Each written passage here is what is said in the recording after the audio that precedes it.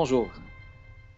Nous avons le plaisir d'accueillir pour une deuxième fois, aujourd'hui chez Arts et Lettres, Mohamed Lotfi, reporter journaliste qui est récemment récipiendaire de deux grands prix au Québec. On va en parler en détail.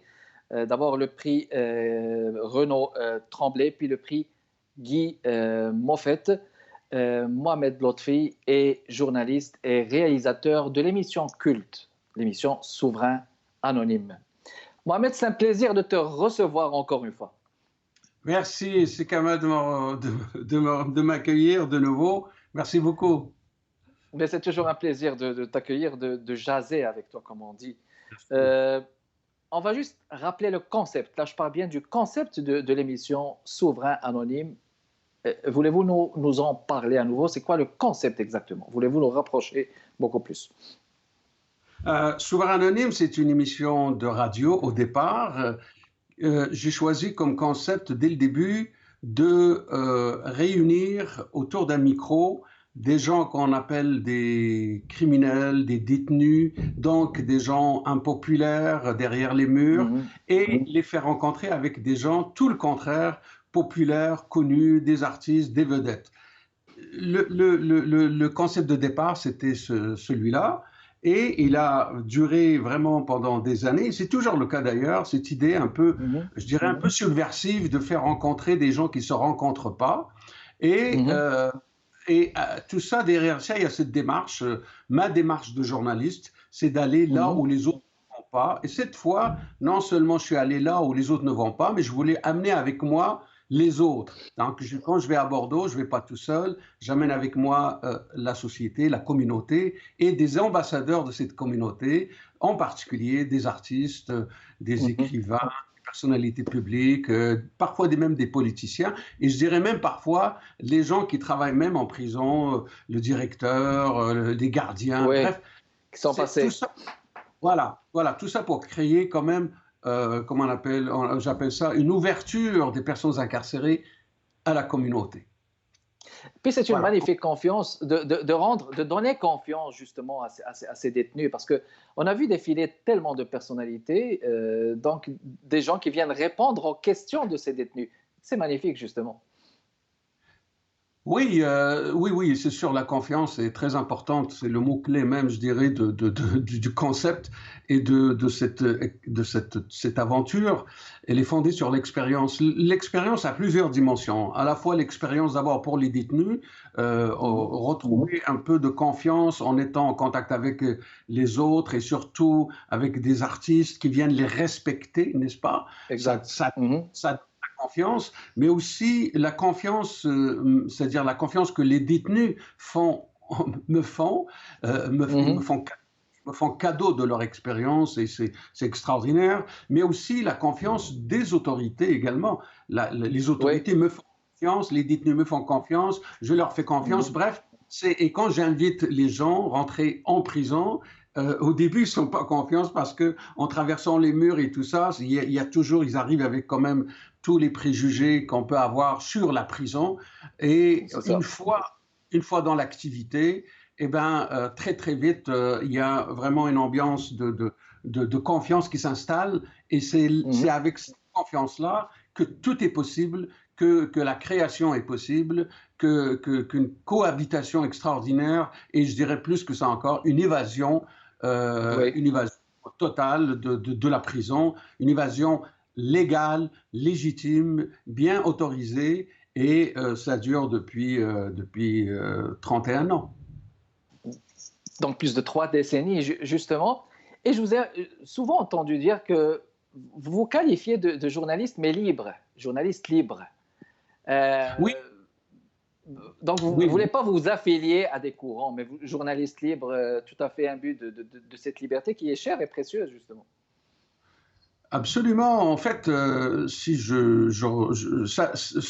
vient un petit peu je vais revenir à 1976-77. J'ai commencé à faire du théâtre au sein de FRAT, Foyer de recherche artistique et théâtrale.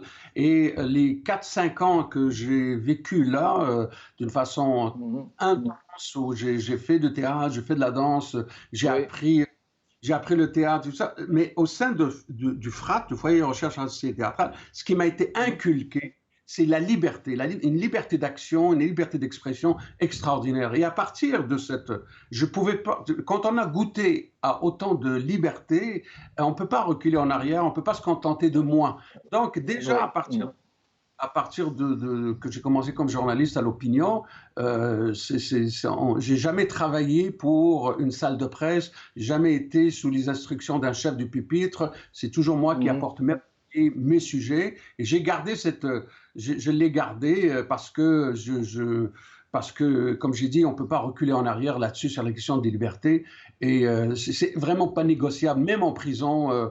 Il n'y a personne qui peut venir me dire quoi faire, quoi dire, quoi. C'est très, très, très important pour moi, la liberté.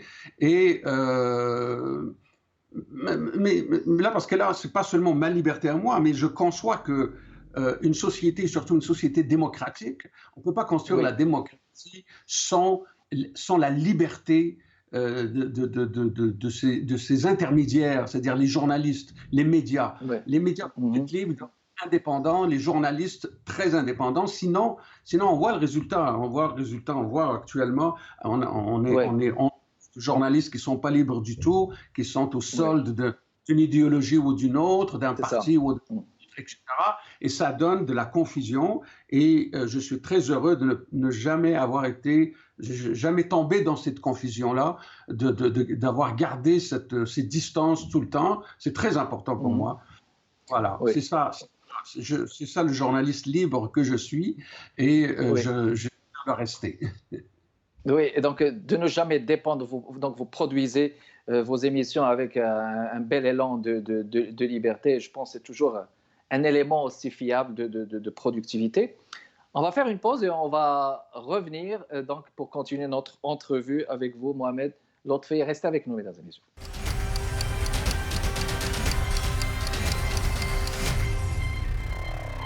On est de retour avec vous, mesdames et messieurs. Un plaisir d'accueillir une nouvelle fois Mohamed Lotfi qui vient d'être récipiendaire de 2 beaux prix, 2 grands prix. On va en parler justement dans cette émission avec lui et avec nous. Alors, Mohamed, bienvenue.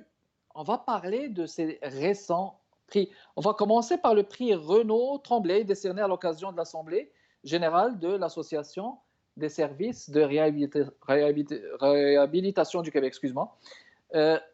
Voulez-vous nous en dire plus, justement? Alors, bon, le prix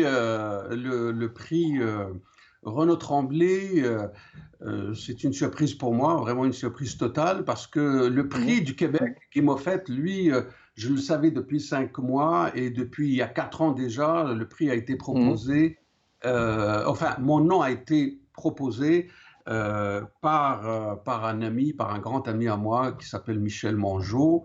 Michel Mongeau qui a milité beaucoup pour me faire reconnaître mon travail. Donc, il a proposé mon nom, puis il a vraiment travaillé très fort pour ça.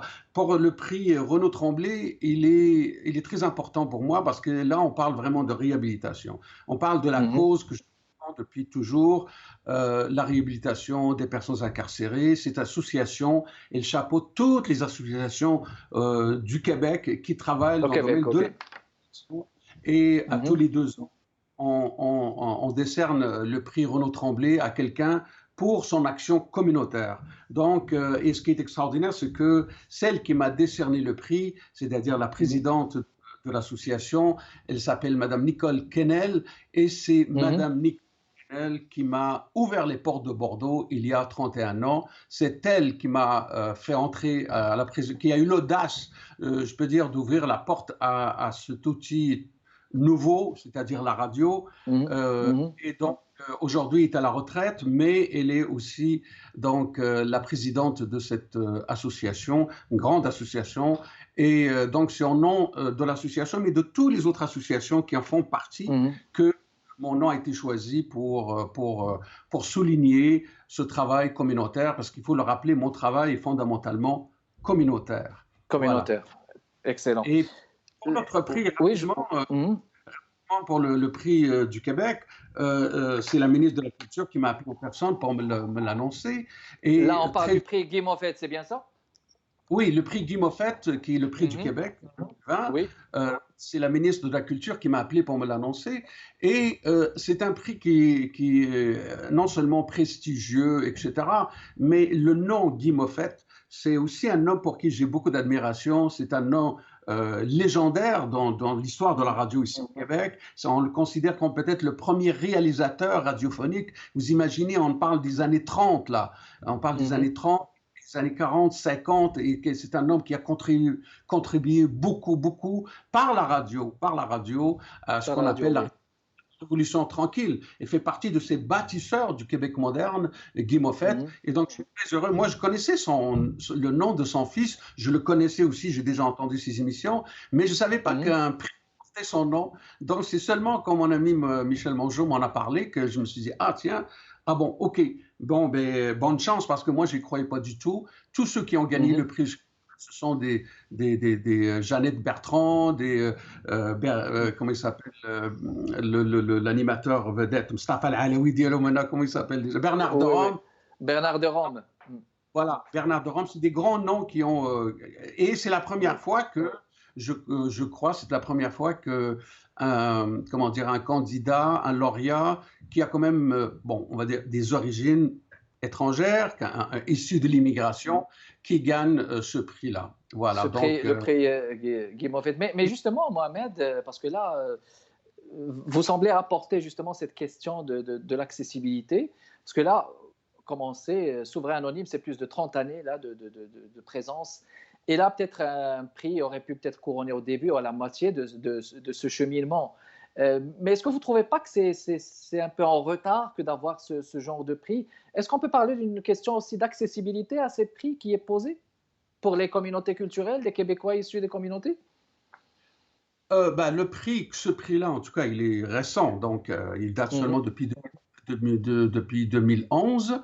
Maintenant, OK. bon, maintenant que maintenant, j'espère de tout cœur que effectivement, ça ouvrira la porte à d'autres personnalités issues de l'immigration, n'est-ce pas? Des Québécois issus Mhm. de l'immigration, parce qu'il faut bien sûr encourager la diversité, enfin la diversité dans le sens Tout à fait. large. Pour moi, la Mhm. diversité, c'est tout le monde. C'est pas le sens un peu arrêté, limité qu'on lui C'est donne. inclusif pour tout le monde, voilà. Exactement, la diversité, c'est tout le monde. Je fais partie de tout le monde, mais dans tout le Mhm. monde, il y a des gens qui viennent d'ailleurs et qui n'ont pas souvent justement cette accessibilité aux grands médias. On ne les voit pas beaucoup. Il y a un problème, mais ce problème-là, maintenant qu'on me donne ce prix, puis qu'on le donne aussi à d'autres, hein, il y a pas que moi, ils vont se dire, bah, on peut que l'encourager. On ne va pas se plaindre tout le temps. On va quand même encourager cette initiative, et j'espère que le prochain, ça sera, je ne sais pas moi, ça sera bien des Québécois issus de l'immigration, De que ce nouveaux soit Québécois, hein. des nouveaux Québécois, des nouveaux arrivants, qui sont Mhm. des gens extraordinaires, qui contribuent d'une façon extraordinaire à la société québécoise, et ils méritent tout autant une reconnaissance, des reconnaissances. Alors, excellent. Il y avait eu une très belle réception, ce qui vous a fait énormément plaisir. Donc, avez-vous un mot à dire justement? Je pense que tout le monde a Ouais. été très content, même au niveau de votre famille, j'imagine. Katam aussi, je pense que hein, c'est une très belle liesse, je l'ai personnellement remarqué. Écoutez, je dois souligner quelque chose, c'est que Mhm. j'ai accordé il n'y a pas longtemps une entrevue à Radio 2M. Ça fait 40 ans que je n'ai pas accordé une entrevue à une radio marocaine. Oh, Il y a oui, il y a un intérêt même du Maroc, c'est-à-dire il y a des Marocains au Maroc qui ont appris mhm. ça et qui Mhm. sont très fiers. Donc, je suis content de voir que à la fois du Maroc, mais aussi du Québec, et on est content pour cette reconnaissance, et on l'apprécie. Et c'est à ça que ça doit servir, à mon avis, une reconnaissance, un prix, surtout un prix aussi prestigieux. C'est-à-dire, ce n'est pas juste moi, à travers Oui. moi, ma petite personne, c'est aussi tous les autres qui sont comme moi, qui travaillent comme moi et qui Oui. sont honorés par ce. Qui doivent justement se reconnaître. On va faire une pause et on revient pour ne pas vous couper la parole, pour vous permettre d'aller au bout. On revient après la pause, mesdames et messieurs.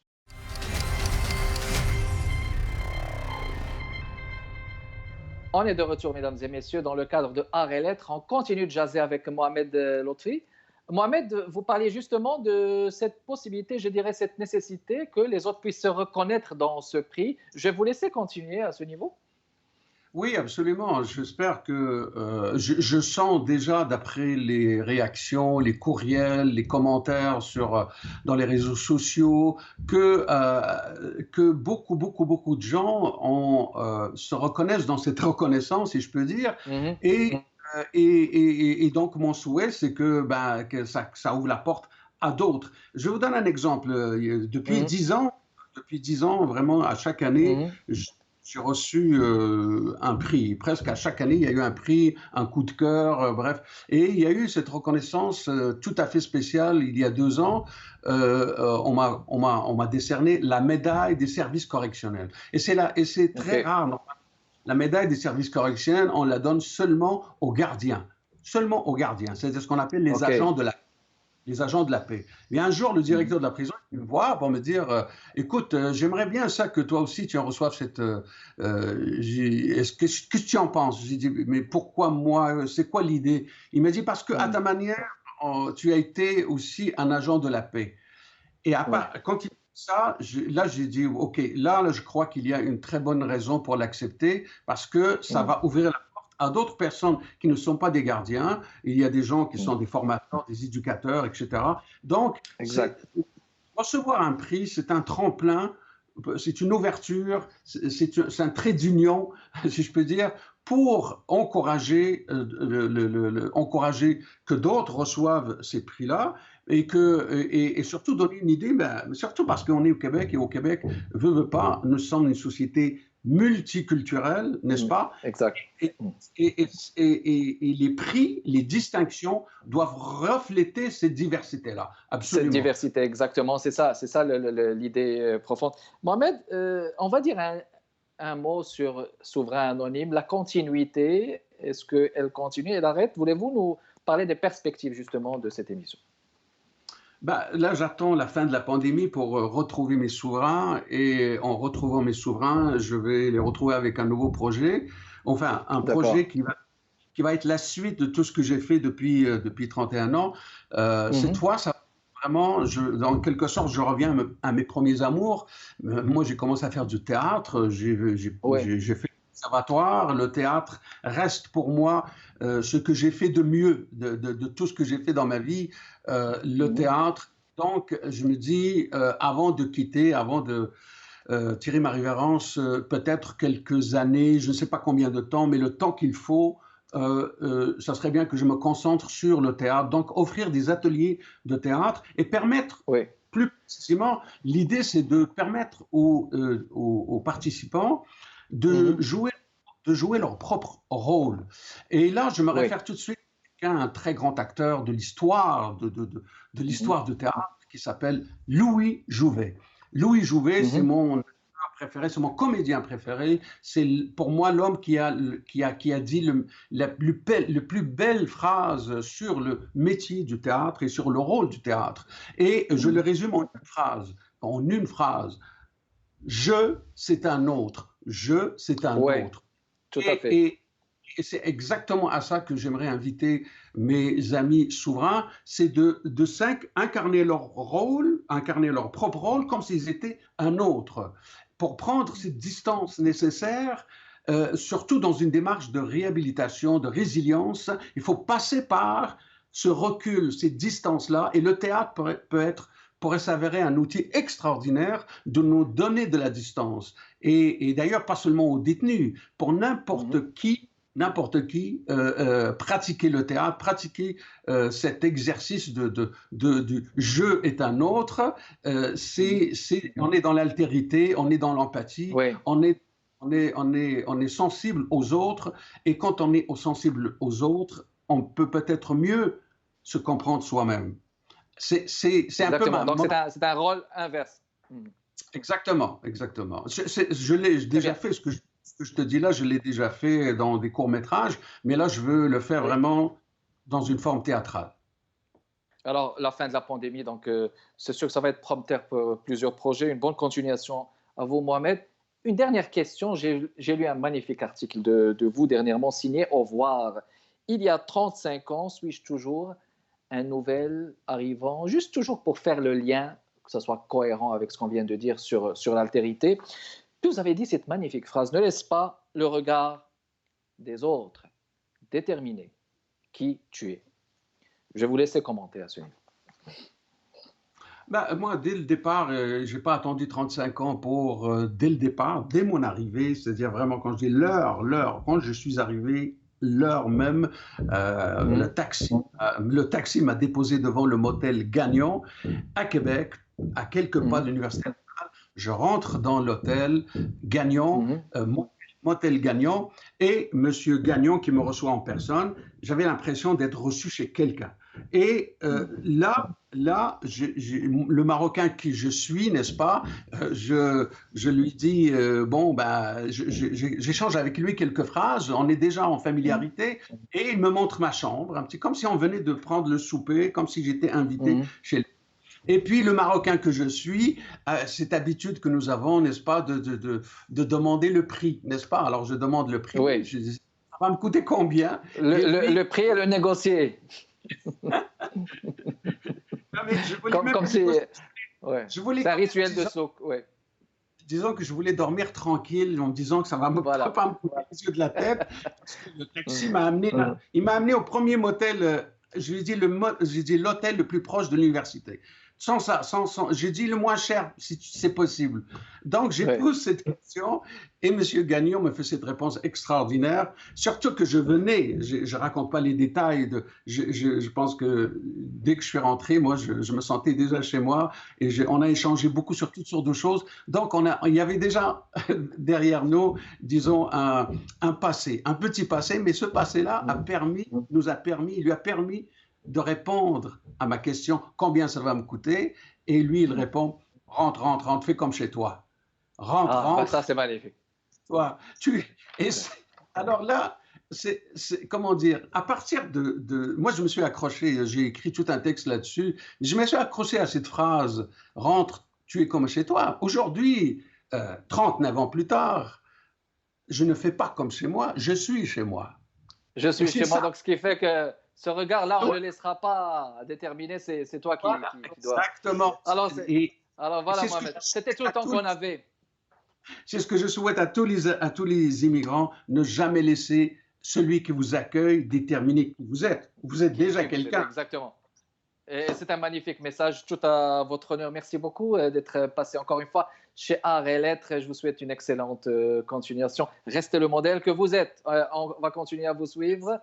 Et donc, on vous fixe un prochain rendez-vous, mesdames et messieurs, comme d'habitude. Arts et Lettres, jeudi à 15h30. Portez-vous bien. À la prochaine.